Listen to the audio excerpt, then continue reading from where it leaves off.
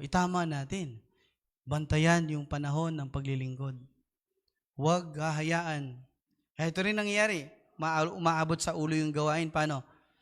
Ang akala mo, nakakasama ka sa lahat ng ministry, akala mo pagdating mo sa bahay, ikaw na pinakabanal? Uy, di pwede yun. Outcome lang ang ministry. Gusto mong maging matibay sa Panginoon at spiritual? Balikan mo yung Panginoon mo. Siya kasi yung nagbibigay ng kalakasan, hindi yung pagganap mo sa ministry. Kaya church, young people, young ministers, hindi ibig sabihin malapit sa Diyos ang ministry, malapit ka na rin sa Kanya. Iba pa rin ang presensya ng Diyos. Huwag na tayong lalayo. Mary and Martha na nga, andun na sila sa isang kwarto, akala ni Martha, close na close sila ng Panginoon, siya pala, feeling close siya mo. Yung pa, Brenda, feeling close kayo mo linggino.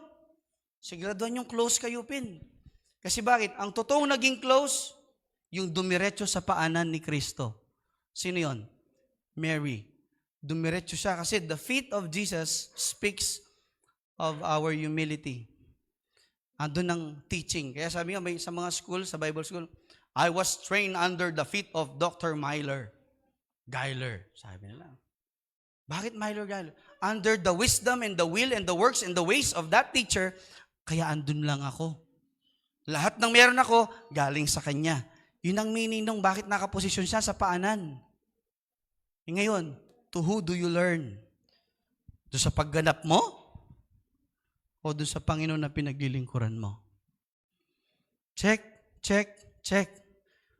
Marami pa pong gawain ang nakaabang, church.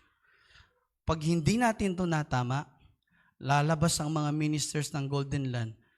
Ganap na ganap tayo sa ministry pero may kayabangan tayo.